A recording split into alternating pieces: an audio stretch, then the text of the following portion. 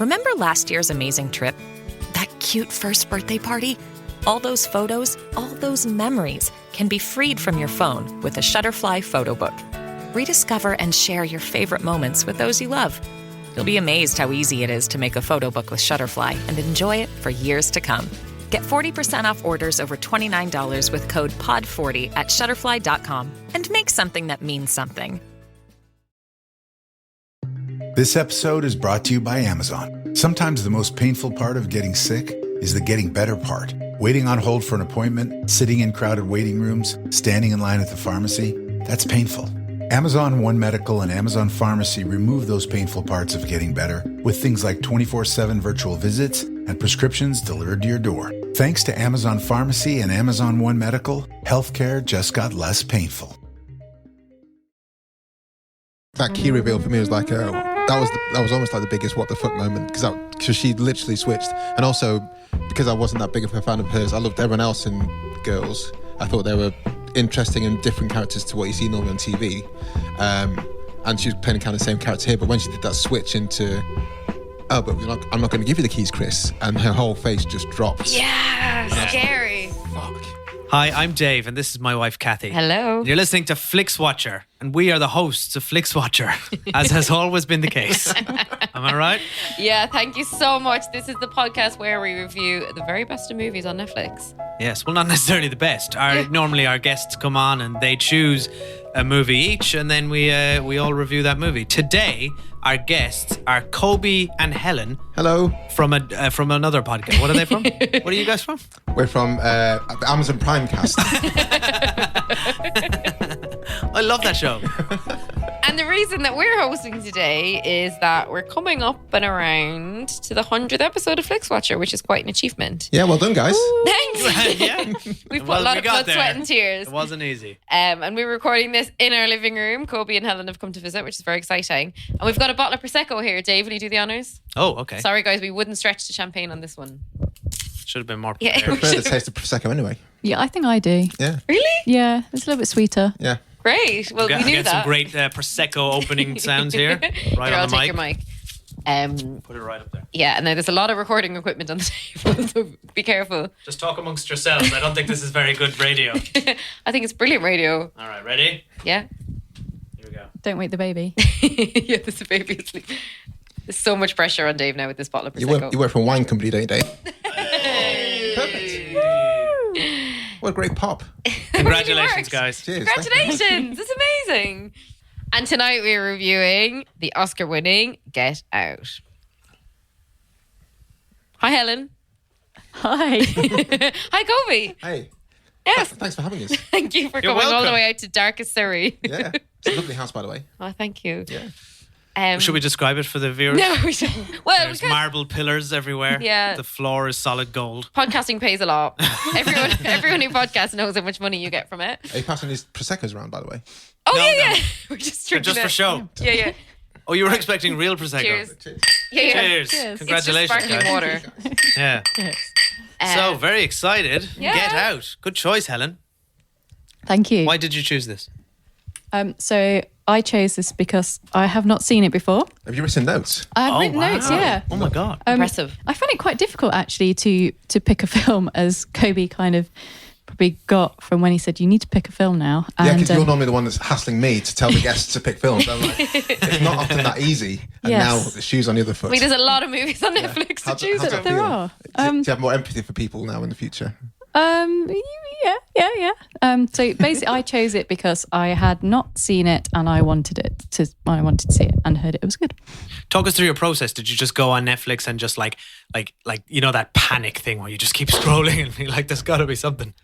Well, I saw that it had appeared on Netflix and I was so excited that I text Kobi and went, Get Out is on Netflix, as I do sometimes when there's a film on and we hope that a guest will choose it. And Kobi hinted that, you could choose it for your film. Did I do that? It didn't even occur to you. Oh, yeah. And then I had a look and I think I maybe was thinking, if this is still on, then I might choose it. And I was looking through it and I was like, yeah, I've seen that. I was like, I'll just go for it. Well, I was surprised that it's on Netflix.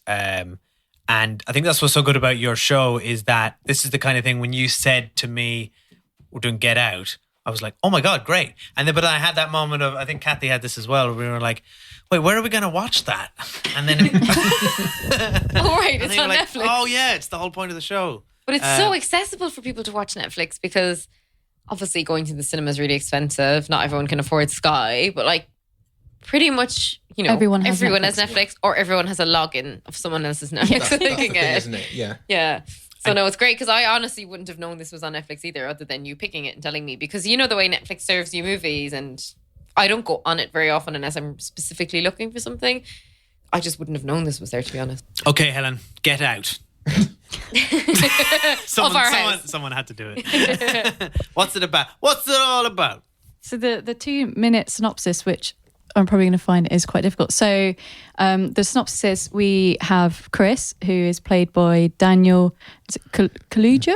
Kaluuya. You may have seen him in Skins. Sounds like a delicious beverage, doesn't it? I'll have a Daniel Kaluuya. Skins as well. Yeah, he was in Skins. Okay. And Widows. And Black Mirror. Yeah. Yep, lots of things, but I think Skins is Sicario. where I Yeah, saw his face. Doing well, guys. This podcast is just Interrupting us my listing off his synopsis. IMDb. So anyway, Chris is, from what we can tell, quite a successful photographer. He has a dog as well. And his girlfriend, Rose, is Allison Williams, who you may have seen in Girls. And they are preparing to go and meet Rose's parents for the first time in the suburbs. We have Dad Dean, Mum Missy, which is the excellent Christine Keener, and the slightly psychotic brother Jeremy. And they set off. Things don't go too well. They hit a deer on the way, which leads to an awkward incident with the police officer. They arrive at the house and have a very sort of slightly awkward dinner. And then after that, things start to get a little bit more weird. That's a fair synopsis. Go into the weirdness. Yeah. And yeah, we should point out that if you're not familiar with this, Chris is black and he's going to meet his white girlfriend's parents for the first time. Yeah. And Important detail. Yeah, very important detail. All right. It's great though because it's so much easier for us than last time we were on because you guys had to do all the work this time. Like that's hard, right? To like do that kind of a summary of a movie. Did you find it hard? Well, I made notes. Yeah. So that helped. And I'd recently seen it, so that also helped. You nailed it, Helen. These things. Here, have some Prosecco. But yeah, also, I mean, obviously, we do say at the start of the show there will be spoilers, and I would like to say at this point, if like me, you have not seen this yet, then I would probably tune out now because we are going to be sort of picking on some of the key bits. Spoil shit. We have to. I think also I knew Get Out was meant to be good, and there'd been lots of really good reviews, but I hadn't really read that much about what actually happens in it. So I think when I was watching it, it really did surprise me. And I'm quite a big horror fan anyway, but I don't really see this as being that much of a horror film. Oh, do you know? It's more kind of a psychological thriller, maybe, with elements of horror rather than being what we traditionally sort of see as a horror movie. So what would you class Silence of the Lambs as? A psychological thriller with elements of horror. Fair. Yeah? Yeah. I'd fair. agree with that. I'm not a horror fan at all and I never watch horror, but I loved Get Out. And I think partially because it wasn't full of all those gory scares. It was very intellectual and very intelligent. And Horror's terrifying as well. dumb horror. But there's I kind of think I'm with you on Silence of the Lambs. I think Get Out leans into horror a little bit more. Just if anything, just the atmosphere. There's just dread throughout this whole thing because you know something's not right and you don't know what, and This it's is it. really, really oppressive. Yeah. And you kind of feel his like increasing claustrophobia and fear. But Helen, I guess let's start with you because this is your first time seeing it. It was. It's your choice. Were you satisfied with your choice? Yeah, it was. It's brilliant. It's as good as everyone says, and there's just so many layers to it, and all the actors in it are brilliant. The sort of the first when he's hypnotized and he's sat in the chair, and you've probably seen it on the posters and in the trailer, you know, acting with your eyes is... The tear. Yeah. He's brilliant in that scene. It's so good. That's so early on in the film as well. I've forgotten how early it was. I was like, oh, wait, here already? What happens? I couldn't remember. But carry on, sorry.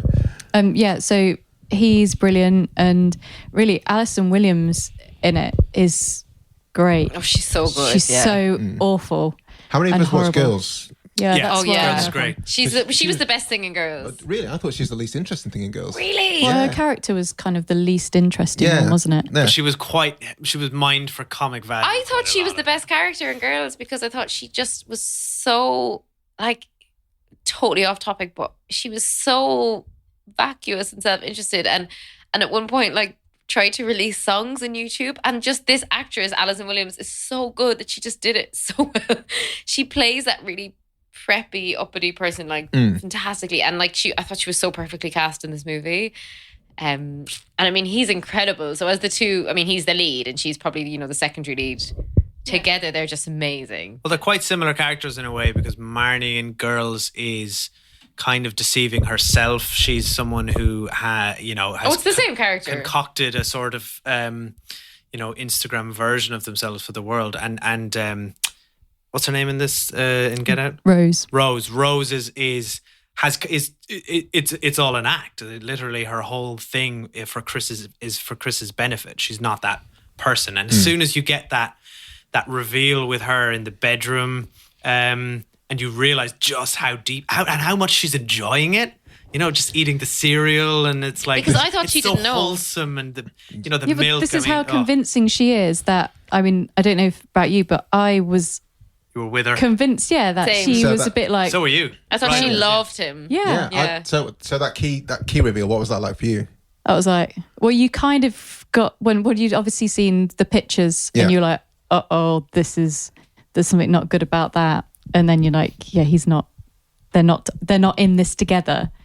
She's not actually going to try and help him, and this looks bad for him. Yeah, this is not good. That key reveal for me was like, that was almost like the biggest what the fuck moment, because she literally switched, and also because I wasn't that big of a fan of hers, I loved everyone else in Girls. I thought they were interesting and different characters to what you see normally on TV, and she was playing kind of the same character here. But when she did that switch into, I'm not going to give you the keys, Chris, and her whole face just dropped. Yeah, scary. Like, fuck. Yeah, she nails it. Yeah, and just before that, Chris had a massive go at her as well, and that whole scene is perhaps one of the most terrifying. So I definitely say this is a horror, because then it does go into gory stuff later on, and I mean, it is a horror, but then also I think knowing kind of general horror films, that nothing particularly sort of jumpy or particularly gory happens for the first 40 minutes maybe. Yeah, that's fair. So it doesn't really, it's not a traditional horror, and it's not what maybe conventional horror fans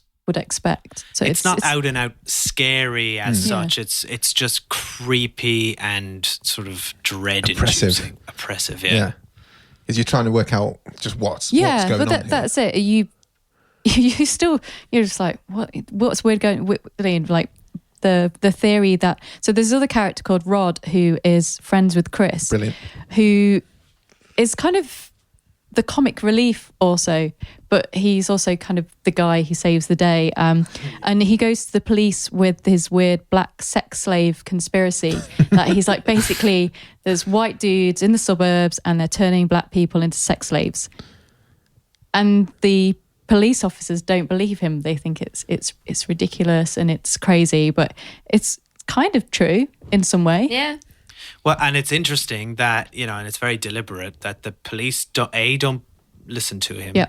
And that several black people are actively gone missing and they're not doing anything about it. Like it's quite damning. The commentary is part of the thing that when black people go missing, no one's really particularly bothered compared to a white female, especially. Yeah. As kind of causes more news. So there's so much going on that you can unpick, but... And actually, you mentioned TJ. Is it TJ or RJ?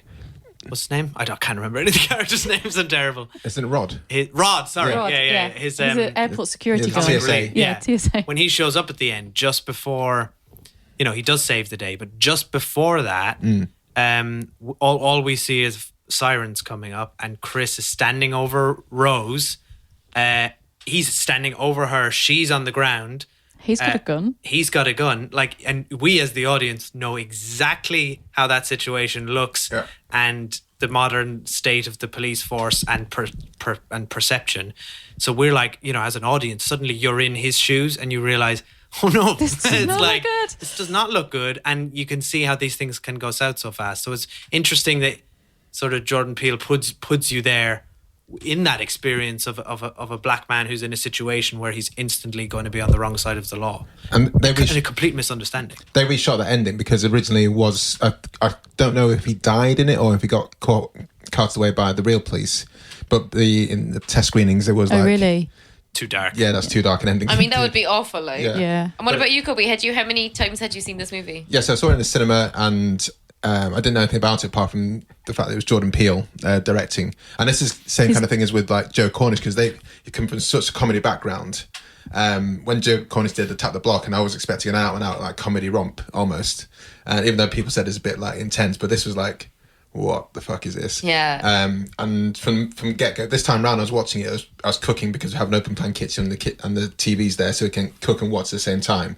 And I just had to like turn off the hob and like sit down and watch it. I couldn't do the same things. Yeah. Because it's like so engrossing a film. Yeah. And this is his debut as well. Yeah. Yeah, what a talent. Yeah. There's a few big director debuts. I mean, A Star Is Born, there's a fantastic debut from Bradley Cooper, and you got A Quiet Place. Yeah. So it's been some great ones lately. You would not expect this to be someone's first movie. All actors as well, though. Yeah. But it's such an intelligent movie, and it's so of its time, and like was released like exactly when it should have been, and it's such an accomplishment. Like when I was watching this, because we missed it in the cinema and watched it. So on our podcast, the Cinemile, where we walk home from the movies. Hold on, you don't host Flixwatcher podcast? And Flixwatcher, obviously. But we never saw this in the cinema because we missed it, and we ended up just watching it like at home. So albeit we didn't do a review on our podcast, I think it was in my best of 2017 movies, top 5. It might have been in Dave's, I can't remember. It was just like, you so rarely find a movie, first of all, that's a lovely length like this. Like, it's not even 2 hours long. It's funny, it's dark, it's really socially relevant, it's got amazing casting, and it's got like really like quite scary moments. Like I found the maid in particular quite scary, and the groundskeeper, like all the stuff going on around them, like just like every part of it was just incredible. And it's one that honestly I would say like of its type, probably one of the best movies I've ever seen. And like you can't even really typecast it, but like to be like a low budget movie like this, to make so much money, as you say, to be someone's directorial debut, to be like Oscar winning. Yeah. It's like so good. But also it's the plot itself works on many levels, as you've said. But it was fresh to me, and I'm with you, Helen. I've watched a lot of horror over the years, and often the things you just like, oh yeah, it's this or it's that, and this movie does keep you kind of guessing, like what is going on, and then you cycle through all the usual tropes, and they kind of lead you down the path of hypnotism quite readily, so you feel like the maid and the groundskeeper have been hypnotized, or they're hypnotizing black people as slaves, or that's kind of what I assumed for a long time. But I think where it got to, I certainly was totally blindsided by the whole thing. I thought it was so wildly original, and just that, and again that twist of like white people literally putting their brains into young, healthy black people. I mean, it's like if you start unpicking that and what that means, like cultural appropriation and all these kind of. So how did it get to this? How did it get to this core of an idea and then play out? Yeah. But I mean, I love this. I'm like perhaps on your side of the table, not a horror person, but this is produced by Blumhouse, who've done like The Purge, and did they do Get Out, A Quiet Place as well? Yeah. But I think the Blumhouse production people are like they're amazing. Smart. Yeah. They're the new kings of horror then. Yeah, absolutely. Yeah. Like happy to spend. I think they did Paranormal Activity and stuff like that. That's probably one of the first big breakouts. Or Jason Blumhouse was part of Paranormal Activity, and then he got his money, and then was like, I'm going to do my own films. Figured out how to do a big profit. They're very strategic with how they spend their money. And I think it's just absolutely amazing what they're doing. But this is the layers in this, because this is the second time watching it. I can't remember where the story's going, but then I couldn't remember, like you turn the page and there's like, oh shit, this is happening next. And this is happening next. And I couldn't remember again how he escaped from the that was a great way how he escaped from being So hypnotized clever. and being tied to the chair. It's like, this is brilliant, absolutely brilliant how they've done this. I read somebody's analysis of that scene, and I don't know if I agree with this, but they were trying to say that, you know, he pulled out the stuffing from the armchair and then put it in his ears, and he was trying to say that the stuffing is cotton, which was typically associated with as a stereotype of black American Africans, and that he was using the what was an oppressive stereotype to liberate himself. I'm like, I'm not sure. And then it's like one of those things. I kind of want Jordan Peele to just come out and say, "Well, that's great, but no, that wasn't the intention." Because I think that often happens with things like this. Yeah, well, it is taught. I was reading another article that it's part of a film course now.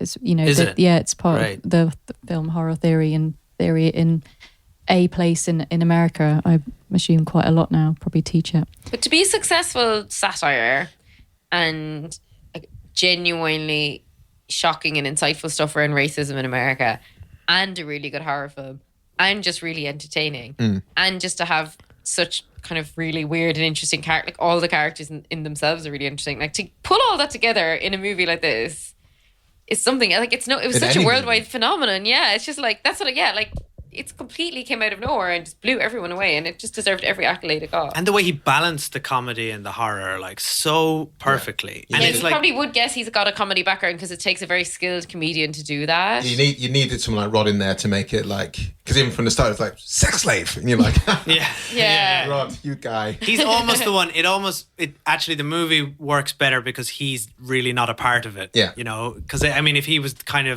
think he would undercut the horror a bit if he'd gone If he to was the there, house if he was there in the spare room going, I told you, guy. Exactly. But it's also really interesting from the very off, because there is a thing in America where like there's a really weird cultural thing about black men dating white women, which there isn't the same as black women dating white men. And it's really interesting because a show I'm a massive fan of, embarrassingly, and it's embarrassing, but it's The Bachelor. And they've had a black bachelorette, but they've never had a black bachelor. And it's essentially, from the analysis I've read on it, is like down to that, because they feel like the country could accept white men dating a black bachelorette, but they wouldn't accept a black man dating white women. And it's like this, he really taps into that when he's like, have you told your parents I'm black? Like, and the parents are like overly compensating about the whole thing. And it's like, I just think it's so of America. Like those kind of conversations must happen all the time around dinner tables. And like, it's such an interesting insight into it. That's what you can feel like Jordan Peele's heard a lot of. He's been in these kind of situations. Yeah. And they're like, oh, we voted Obama. You know, all this, Exactly. like they're tapping into the liberal, like the Democrats or whatever. And that's one of the layers of sinisterism in the first place, because you're thinking, like you say, they're overcompensating for the relationship. And you can tell, I don't even think they have necessarily anything against black people necessarily, but it's just kind of like, we need to address this, but I'm going to address this in a cool dad way. Yeah, Obama, he's my guy. yeah. You know, and I love Bradley Whitford, by the way. Oh, he's excellent in this. Well, who's Bradley Whitford? From The West Wing. The dad. Oh my God, he's amazing. In fact, side note again, but we just watched this TV show called Flack, and he did a guest star in an episode, and he was like he's very incredible. good at But he's incredible in this movie, like. And Catherine Keener, who's so good. She's Always amazing. Actress. But in this, I mean, the cast is just like, she's so great, because Catherine Keener is such a warm. I always find her such a warm actress and like instantly likable and smiley. So when you actually put her in this role, all of those attributes kind of just made it even creepier, because she's so friendly and accommodating. I think apart from the brother, Caleb Lonnie Jones, everyone kind of like the stereotype redneck, isn't he? Yeah. But I mean, the actors, the character they played beforehand, I think everyone has warm feelings for them. Like Bradley Whitford in West Wing. Yeah. Lakeith, I think everyone's, the guy Milton from the Office Space. Oh, yes. Yeah, wants to another take his comic eyes. character. Yeah, the blind guy. Yeah. Everyone's has like good associations with them. And so it makes it even more like enclosed and dark and more mysterious, the fact that these are the people that he's auctioning to buy Chris to then have his brain transplant. It's a great point. so it's very good. smart casting. I hadn't actually thought of that. Yeah. and how about when he I just love when he suddenly realizes that like they basically have all these black servants, and he's just like, oh my God, and like they're so rich, and like all that stuff in itself is just fascinating. Anyway, the kind of rich poor thing, you know, if you go to someone's house, of like, It's happened to us, you know, people that you don't know that well, and you go to their house. Obviously, this hasn't happened tonight when you've come to our house, and you're like, oh, they're really rich, and I never knew that because I've never been in their house before. What do you mean? This is a palace. I know, it's a palace. We've got a fountain in our foyer. This is £10 million house. But you know what I mean? Like, it's even that level of like the wealth stuff as well that he's realizing about her. Like, he's realizing a lot about his girlfriend that he never knew. It's like, well, not as extreme as Crazy Rich Asians and... yeah, not quite that. Oh, like you're ultra rich. Yeah. Lakeith Stanfield, is this the first film you've seen with him? Yes. We were talking about Lakeith Stanfield, who plays the first guy who's abducted. Oh, yeah. Oh, yeah. He's brilliant. Yeah, he's brilliant, and watch out for him and other stuff. Okay. Short Turn 12. Definitely. Okay. I looked, that's not on Netflix, so I need to find another way of seeing That's that. a good movie. Yeah, that's really good. Yeah. Everyone's been saying. But can we talk about the Sunken Place? Yes. So the Sunken Place is where you go once you've had your brain removed, but also where Chris goes when he's hypnotized, and just that when he sort of arrives. So they use that technique when they're filming underwater scenes. So that's what they kind of the filming technique they use. But it's so terrifying because it's almost like if you kind of have those dreams where you're sort of falling and out of control. It kind of feels a little bit like that. How did they film it then? Because you just said it's just with like the camera rates and how they do it. Okay, yeah, because I was trying to work it out, because it is genuinely like it is a terrifying way to do it. Both the fact you're falling, but also the positions and everything in slow motion. It's perfectly just well done. I think. It's such a horrifying. Well, it's a horrifying concept. Yeah, isn't it? Like just being locked inside back your body. seat. It's very Black Mirror. I thought, like, locked inside your own body, and you're a backseat passenger to somebody else, and you've got to watch the whole thing on a screen. I mean, that's horrifying. So that's probably that's the most horrifying concept in the whole thing for me. And I thought the way he visualized it, like you were describing, is so unique. I haven't seen anything like that. And I read he said, Jordan Peele, that he meant it, well, partly as a sort of a commentary on subjugation, but also literally it's like a meta commentary on the horror genre, because he said that Black audiences are used to watching horror movies, and they're the first people killed, or so it's like, so that he felt like it's like a similar experience of being in the audience and watching it, and you're screaming at the thing, but your voice isn't being heard, you know. Oh, nice. And it is literally a screen he's watching, you know. It's so. But yeah, I mean, Cathy, you're being very quiet over there. You gone into your own sunken place. I'm in my own sunken place. No, I just don't know that much to add, because I thought the Sunken Place stuff was so stylish, and I think that's like amazing that he's making a commentary on the horror, you know, on top of everything else. He's now making commentary on this genre and how racist this genre is as well.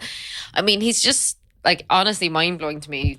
Like, he's an incredible Jordan Peele. Yeah, like it's incredible what he's put together. And it's funny you mentioned Black Mirror, because what I knew the lead actor from was from Black Mirror. Oh yeah, that's what I knew him from initially.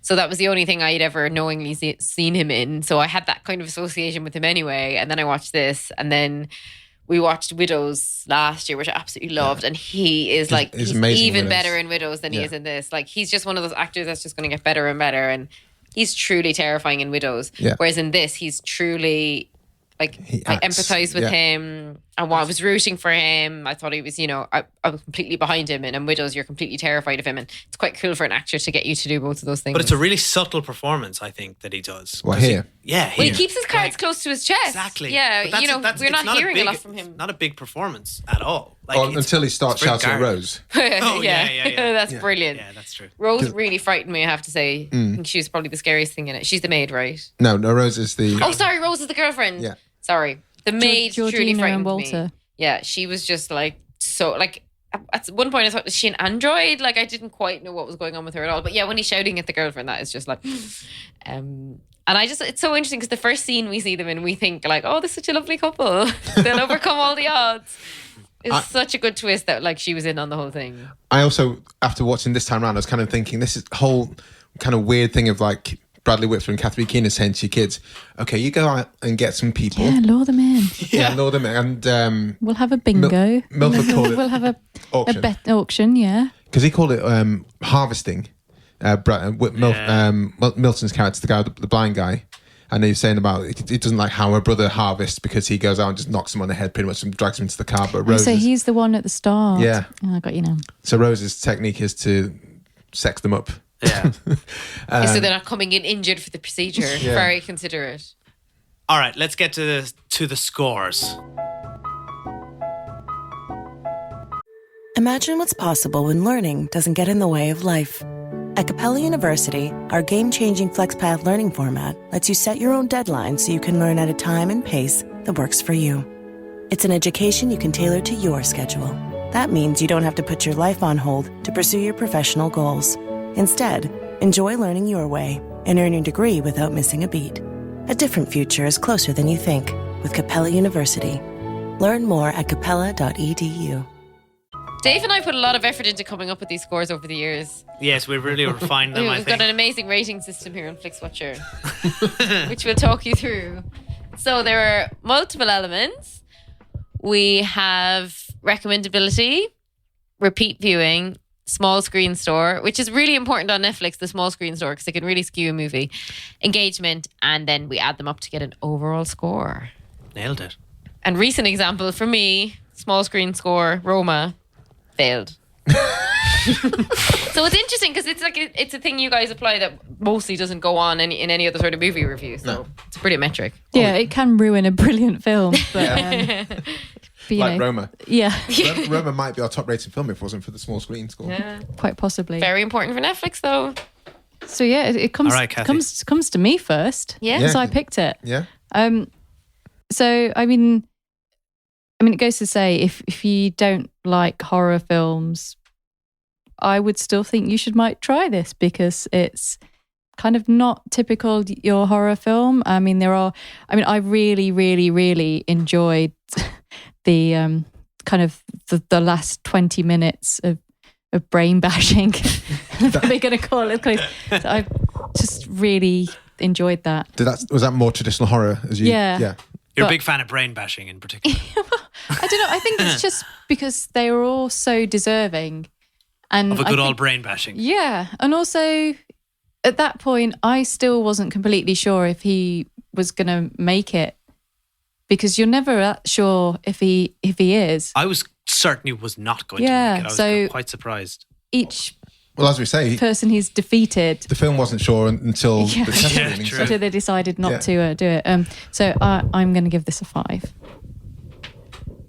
So recommendability is a 5 from Helen. Our assistant Kobi is writing in the scores here. I'm going to go for a 4.5. Harsh. I think it's great. It's just that there's a few people who say, not for you, mate. And that's I'm an empathic recommender. So Okay. Who are those people? Do you want to call them out on this podcast so they can know never to watch this? Jeffrey always. Oh, Jeffrey. He just wants to watch Transformers time and time again. Oh, Jeffrey, come on. I don't know anyone. Why'd you get out Jasper. instead? Jasper Jasper. sometimes. You always say Jasper. Jasper's our one Jasper's listener. been mentioned on the Wire strip before as well.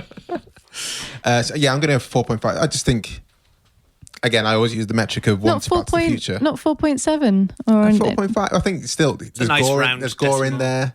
There's people. I don't like horror, but I'd still say if it's a horror thing, people just go no, not for me. So 4.5. That's probably the highest I'd rate for any kind of horror element to the film. I think so. Yeah. Very considerate. Right, Cathy, I'd go 5. would you like to elaborate on that, or just like I mean, like, it says? I just think there's so much to get out of this movie. you did that. You know, I'd even recommend it. Oh, I didn't do that on purpose. I would recommend this to anyone, and like I would say, well, like, okay, fine, I wouldn't recommend it to my grandmother Children. or Maybe to not. my son. But Wait, are we supposed to factor that in? I think No. within the legal realms of yeah, According no, to the BBFC. absolutely 5 out of 5 for me. I mean, I did recommend it on our podcast as one of my best movies of the year, so I'll stick to my previous recommendation. Well, what about parents though? Do you have to factor that in? Like, would I recommend this to my mother? I do sometimes. I do think. I'd Mum- recommend this to my dad. Yeah, I'd recommend it to anyone. I think it's actually, as I well think as my being dad entertaining. and your parents, my parents might have different views on. I'm leaning towards Kobe's kind of thinking. I'm like, there's a few people. I think largely But this there's is no very film you'd accessible. recommend to everyone in the world, though. Back to the Future. Yeah, that's true. Really? Yeah. Who Is would it- you not recommend? Kobe's Back to the looking at me with horror. Name a person who wouldn't enjoy Back to the Future? My dad. Right, we gotta get Jimmy to watch Back to the Future. Let's see this for sure. Yeah, I'm gonna go 4.5 as well. Copycat. Hey, it's my show. I can copy who I like. This is very intense, by the way. People can't see what we're doing here, but it's actually in an Excel document, which I'm going to take a live photo of, guys, for your Instagram. This is intense Excel work here.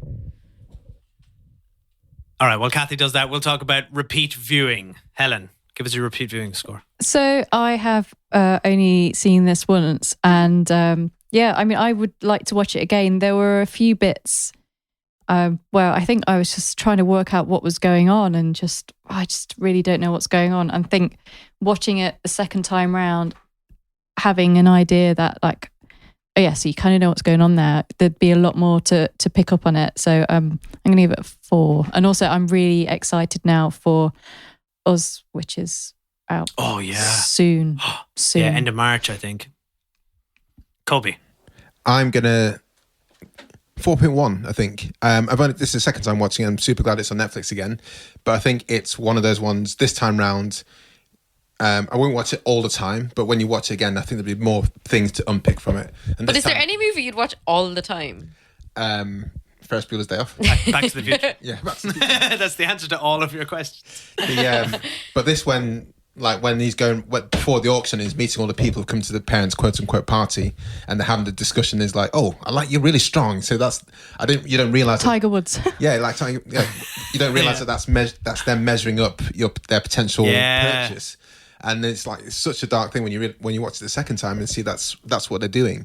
So there's so many more things I would like to see again and pick up. Like again, you see all the servants, they always have hats on because once they hiding their scars, or wigs, because they're hiding the scars. There's so many great details. Yeah, exactly. So I think it bears watching again, but maybe not often. But I think 4.1 because it's definitely something. What's I will the watch 0.1 about? How did you land on that? Because I don't think it's 4. But it's more than 4. But it's not. But it's nowhere near 4.5. No. So I think I take umbrage with this principle in general because I don't think there's any movie you'd watch all the time. Maybe you shouldn't have come up with this for your own show. Unless you're a kid, right, where you watch the same movie every day. Well, this is part of the thing, isn't it? Because when we were kids, we had VHS, not many of them. And limited time. Limited options to what you could watch. So and it was just whatever was on VHS, really, wasn't it? Yeah, but Cathy, you're not a rewatcher either. In general, you don't tend to rewatch the same things. I don't tend to rewatch, but I would give this a 4.9 for rewatchability. Whoa! Because there's so many layers. There's not that many movies that have this many layers. Like you could look at this movie. It's like an onion.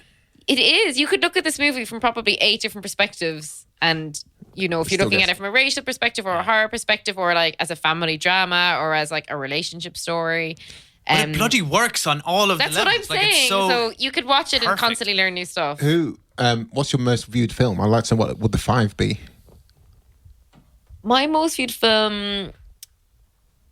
I haven't really rewatched it. It would be stuff, League of Their Own. That was on there the other day. Oh, was it? Yeah, it was on Film 4. I was on Film 4 because Karina Antrobus did Bechdel film test at Prince Charles Cinema with A League of Their Own. Oh, really? I did see that, right, yeah. I wanted to go, but I couldn't make it. But it really only movie I've watched that much is just movies I saw as a kid. I don't do it as an adult because I don't have the time. Well, I think that's the main thing. And it's really cool to have people, when I've listened to your show, guys, when they've picked a film that they've watched as a kid and they want to rewatch it. Because when you're a kid, you just had watched Twins all the time, for example.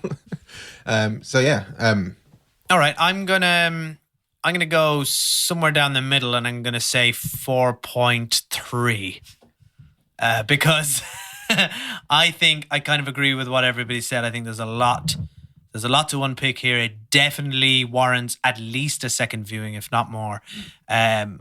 But it's not the kind of movie I would just throw on. Do you know what I mean? That's to me, that's the perfect 5. Like Sunday afternoon. I think demands quite a bit of your attention to get the most out of it. And it's quite like we've said it before. It's oppressive and tense. So it's not a relaxing movie. So for me, it's just like I'd throw on Ghostbusters 2 or something. If I was specifically, that's my 5. Rewatchability doesn't mean you're going to watch it all the time or at any time in the day. I think you can Cathy, interpret it. Name a day I haven't said to you, let's watch Ghostbusters 2. I can't. And now we have my favorite small screen score, which is a tongue twister. Helen, what's your small screen score? This is quite tricky because quite often we'll have films on that I have seen in the cinema and then watched on Netflix or watched on DVD, so I can kind of give the balance of which is the better. As with quite a lot of horror films, I think, even though I don't think it's strictly a horror film, I think watching this in the cinema with the kind of collective feeling rather than the size of the screen would have been amazing. Yeah. I think like watching it maybe at the Peckhamplex when it came out would have been like an absolute riot and just kind of like this crazy event in itself. But that said, I still enjoyed it watching it at home, and it was almost kind of, you felt like this weird voyeur kind of watching it all from like your safe comfort of your sofa in your nice safe house, and then you're kind of in his situation where he's in this situation that he can't get out of, even though it's very kind of safe for the people who live in it. So it kind of had that weird feeling as well. But also I would have liked to have had that kind of strange experience. So I don't really know how to score it. It doesn't help for a podcast which has a scoring system. And you're wrecking our system. Does it accept question marks? This was the one that I was thinking, I don't really know how to score it. Because obviously I want it to do well, because like you do when you picked it. And you want it and to it's do a great well. movie. And you feel like you're offering to people. But it wasn't made for Netflix, so it has to be better than mine. No. But yeah, Just be true. Give us a number, Helen, and put you on the spot. 3.5. Final answer. 3.5. Yeah. 3.5. Stick it in the system. I love all these decimal points. We're really like playing fast and loose with the numbers here. Right, Kobi. We've had people put pi in there. 2 people. 3.14. Yeah, exactly. Wow. How many decimal points did they go? 10. I think Adam Buxton knew it's 10 decimal points per pi. It's something insane.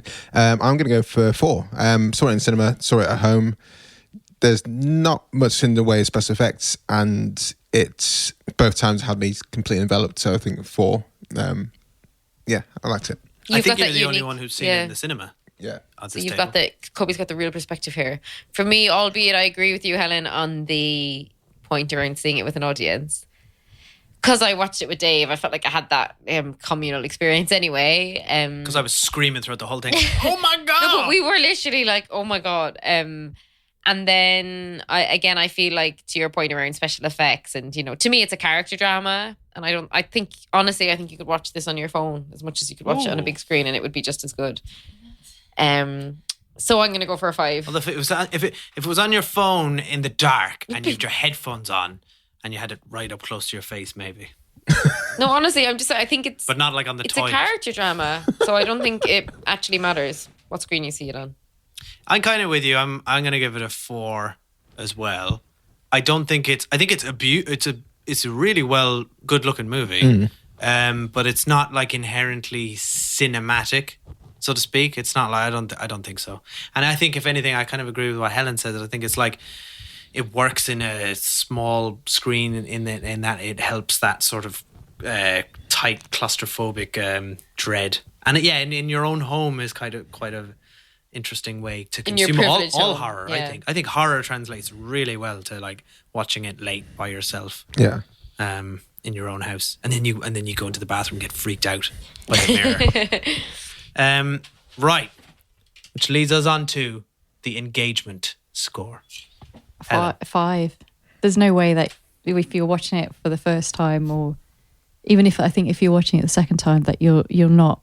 You have to know what is going on. Yeah. There's no way that you can be like, yeah, I'm not really bothered about, what's going on. I'll just kind of, Yeah, like Kobi, you couldn't cook your dinner and watch this movie. No. I mean, you'd end up like burning yourself, or like burning food, or chopping a finger or something. If you could watch this without being fully engaged, then what's wrong with you? Yeah, so 5. Maybe you were in the Sunken Place. Maybe, yeah. You're watching it on a... Yeah, what's the screen in the Sunken Place? You need a separate score for that.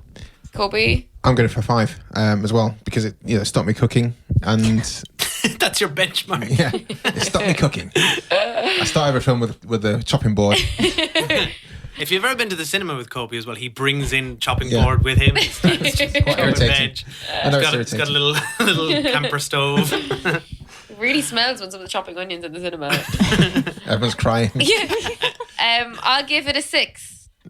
Can you do that? No. Well, it's your show. Yeah. It's my show. I'm giving it a 6. Well, it's fine. Kobi's like, doesn't really, he's putting in a fight. He's not having it. Sorry, Kobi, I thought I was the host tonight. His finger was hovering over the 6 button, but just wavering. Fine, I'll give it a 5 then. 5+. Yeah, 5 as well. I don't think I can add anything else. I mean, we're all in agreement. This is an amazing movie, and everyone should watch it. And it's truly unique, which is part of the reason it's so engaging.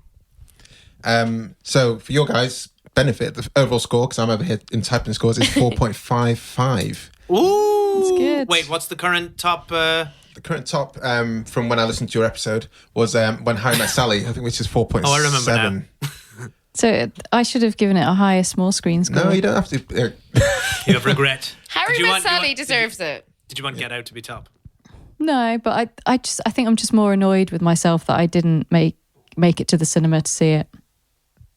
Well, we're annoyed. Well, yeah, but that would have hampered your. This is about Netflix, Helen, not about the cinema. But I just think having seen it in an audience would have been pretty crazy. Did you watch this on your own or were you with your fiancé?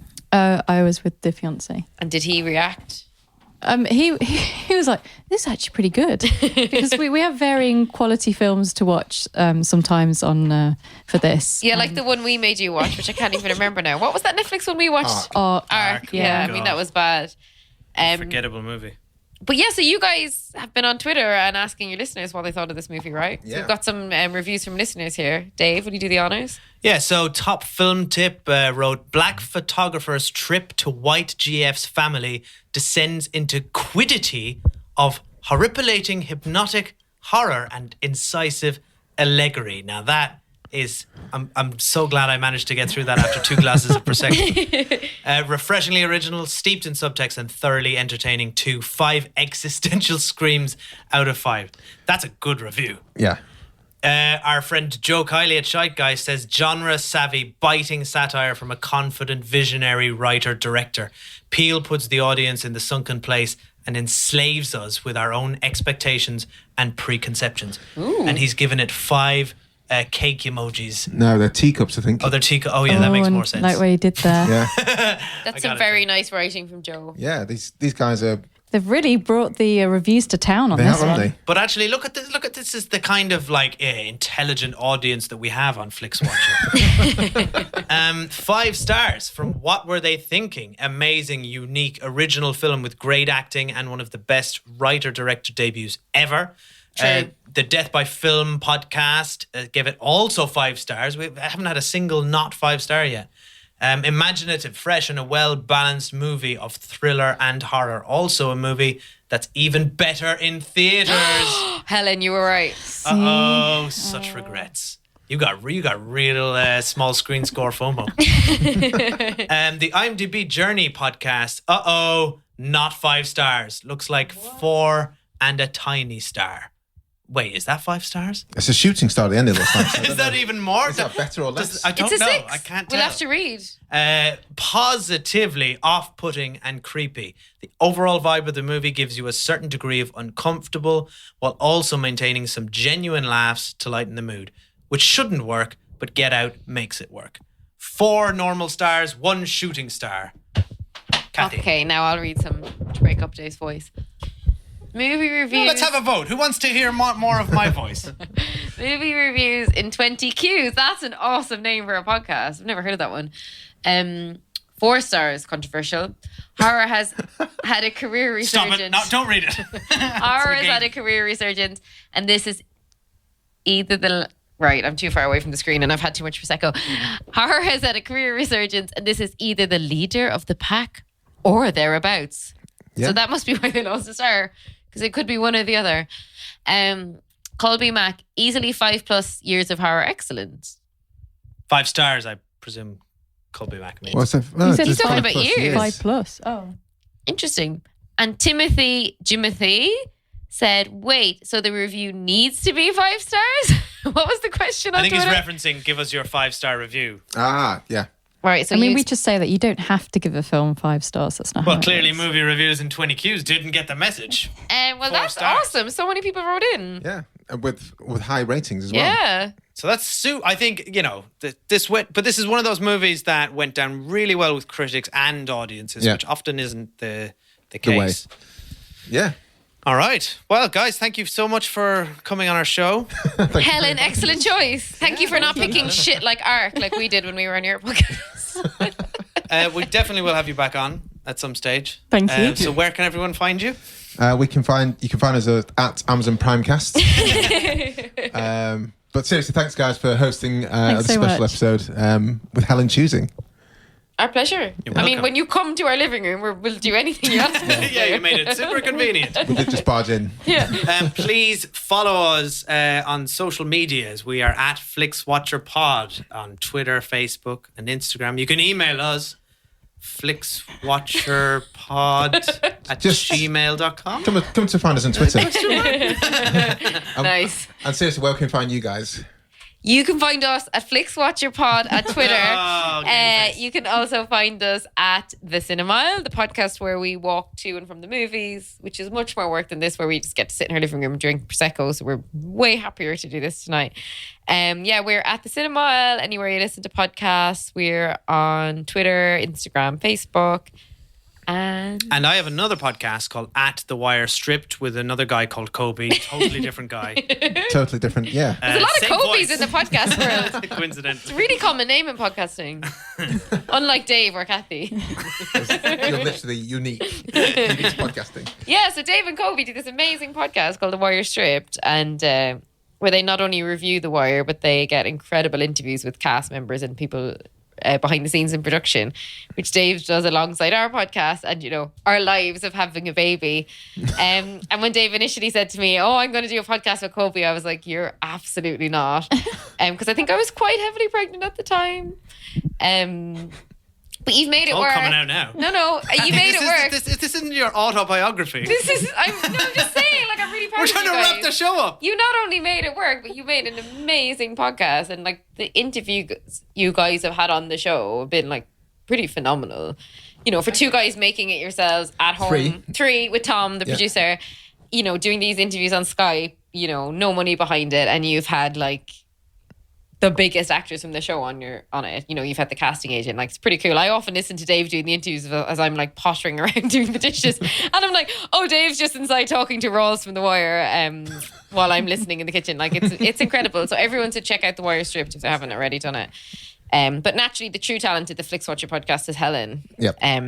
She's the driving force. And we got to say, well done on getting so many episodes and so many amazing guests. I think if you scroll back over the last 100+ episodes of Flixwatcher, you just have an amazing roster of people on, and so many good movies. And I think what I love about this show as well is the.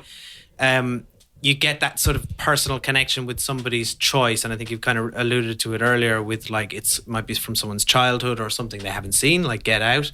But there's always people arrive with their own sort of attachment to a movie, and I find that really, really interesting. Yeah. So well done, guys, on getting this far, and here's to another 100. Yay! Cheers! We finished the Prosecco, but we can cheers anyway. We did a clinking. Bye. Bye.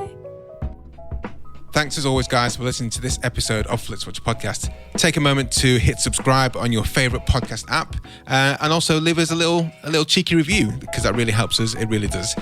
Also, do find us on social media. We are on Twitter at FlixWatcherPod, and also Instagram, just at Flixwatcher. Special thanks to our awesome editor, Brendan Russell, for making this episode sound so sweet. And thanks to the mighty people for the tunes you can hear.